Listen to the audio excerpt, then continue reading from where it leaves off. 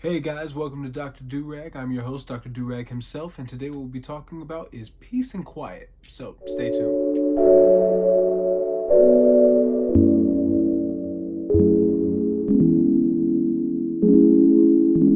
And welcome back. So again, we're talking about peace and quiet.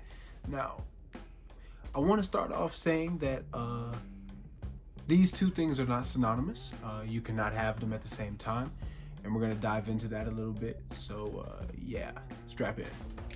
You see, in order for you to have peace, you need to have a sense of commune, a sense of unity, a sense of everyone being on the same page. And it is impossible for you to get that with silence. There's no way that those two can correlate, because how can I know how someone thinks or how someone feels if they're not talking? Peace is literally attained through understanding those around you, those who you have close ties with, who you might not have close ties with, who's in your neighborhood, who's in your community. All of that all puts into peace. Peace in and of itself is only attained with noise. So our idea of peace might not be the way that it should be. The only time I can really truly think of when peace and quiet are synonymous to each other is when someone is dead, because they are resting in peace and they are quiet. They have nothing else to say. There's nothing left for them to say. So last time I checked, all of us that are still speaking on these matters are in fact alive. Therefore, we cannot have quiet. It's either one or the other. Do you want peace or do you want quiet? A lot of people might have had an idea when they see peaceful protests and believe that that is supposed to be people silently marching or being in a form or fashion that's civil, when that's not the case. If there is civil unrest with any group of people, you will cause a scene in order to get the attention of those in power, so that way they will see what's wrong, try to figure out, okay, what do these people need, so that way we can meet the needs of the community and thus retain peace. The biggest part that I'm getting with this is when you stay quiet, when you remain silent, nothing is being done, and we've been quiet for too long. And if you can't tell what I'm talking about in this moment, I'm talking about the Black Lives Matter movement. We've been quiet for way too long. We've been silenced for way too long. When people have tried to speak up about problems and people have tried to find solutions that can still retain peace without having to disrupt the social norm, we've been silenced and stopped at every single turn.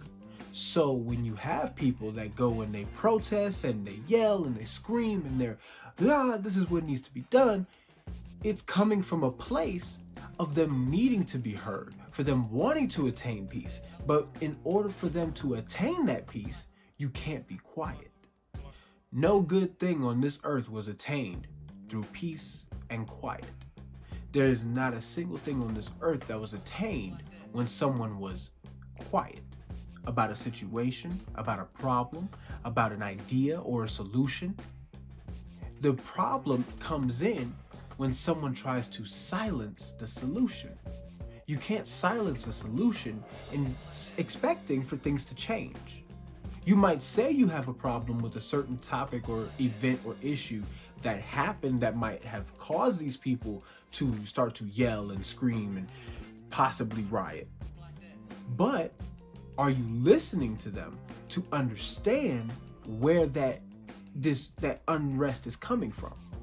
Are you truly listening? And are you truly understanding them? Or are you just wanting your quiet? A lot of times we try to find complacency in quiet. We try to find peace and resolve and a sense of comfort in quietness, in our silence, in our neglecting to speak up. And when it comes to that, we miss the bigger picture. I'll speak on another topic, not necessarily outside of the Black Lives Matter movement, but still within the realms of the Black Lives Matter movement at the same time. When a woman speaks up about rape, it takes a lot of courage for her to do that.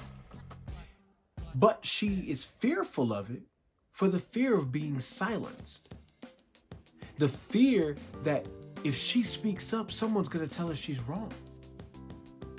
So when we have situations like this, and we have it to where someone tries to speak up about a problem in a situation, it should not be met with, shh. That should not be it. That should not be how we as a people decide to respond to someone who is hurting, to someone who is ailing, to someone who needs help. Imagine someone gets their leg chopped off in a very gruesome and brutal way, and they have to go to a hospital, and they're yelling and they're screaming, and a nurse comes and tells them, shh, we don't do that here. We don't yell and scream and holler. But nurse, my leg is hurt. My leg is gone. I've lost my leg. Shh. We have peace and quiet in this hospital. Isn't that a bit awkward? A bit backwards? How can one truly voice what is wrong, voice a problem that they have within the society that they live, if every time they try to speak up, they are silenced? Or they are silenced permanently. When we have these prominent Black leaders that go and they try to make an effort and make change and be the change and try to help create a better world for all people, and they are shot. And they are killed in their own homes, made a fool out of, lied about by different political parties or different political powers or people with power in different areas. And they are told, shh, it's either you be quiet or we make you quiet. Then where's the peace? If peace cannot be attained by speaking out about a problem or speaking out about an issue or a certain situation or something that's been going on for years, that's not peace. That's just quiet. And you can't have that in a society to function.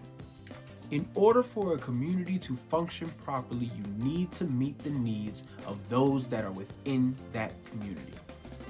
And since we as an American people all identify as American, we all need to be able to listen to our fellow American, to hear the problem and hear the situation and hear them out and understand what is going on with them and not try to silence them. Listen to them. Listen first before you speak.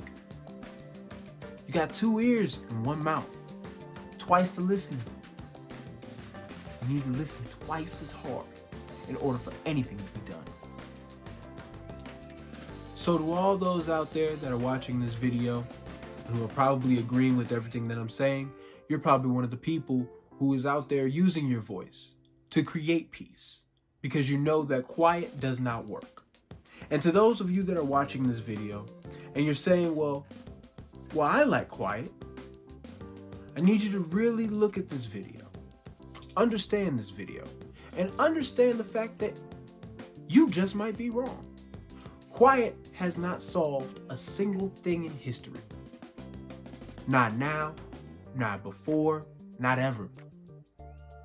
So what makes you think being quiet now about an issue that has been going on since the conception of this country deserves to happen? What makes you think people need to be silent about this issue? What makes you think people need to remain hushed about a scenario that has played itself over and over again and again and again and is the living nightmare for women, children, and men? What makes you think they need to be silent about that? So, that is the basic video on on Peace and Quiet. I hope you guys enjoyed it. I hope you guys loved it. Please like and share this video. Also subscribe to the channel. And if you are new here, thank you, because we were able to jump up from 34 subscribers to, and the count is, before I recorded this, 87 followers. So thank you so much. We have 87 subscribers. I am so grateful for you all. Please like and share this video with your friends. Share it on your social media. Share it with your dog if you need to. I don't know. Just share the video. Share it to all people. Like it and just give me a comment as to what you would like to hear me talk about. Thank you so much for your support. I am so grateful. I am forever grateful for you. And with that being said, yes, I am a doctor. Don't ask for my degree, because every do-rag I own is another PhD. Doc out.